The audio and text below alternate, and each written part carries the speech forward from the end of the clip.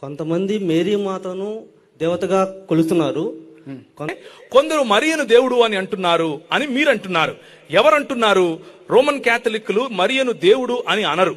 మరియను దేవుని తల్లి అని అంటారు. అంటే దేవుణ్ణి ఆమె గర్భములో మోసి కనింది కాబట్టి దేవునికి మనకు మధ్యవర్తిగా ఆమె ఉండొచ్చు అన్నటువంటి క్యాటకిజం వాళ్ళు రాసుకున్నారు. అంతేకాని ఆమెను దేవుడు అని వాళ్ళు అనరు. అంటే మరియ సృష్టికర్త అని రోమన్ క్యాథలిక్స్ అనరు.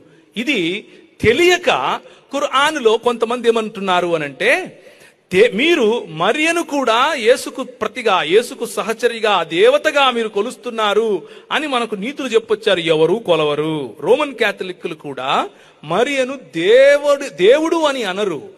యేసు యొక్క తల్లి అంటే దేవుణ్ణి ఆమె నవమాసాలు మోసి కన్నది అన్న తాత్పర్యంతో క్రీస్తుకు మనకు మధ్యవర్తిగా ప్రార్థన చేసేందుకు ఆమెకు ఇన్వొకేషన్ చేస్తారు. అందులో సమస్య ఉంది, అది మనం కాదనట్లేదు. అయితే మీరన్న ప్రశ్నకు సమాధానంగా చెప్తున్నాను, సృష్టికర్త అయినటువంటి దేవుడు కాదు ఆమె.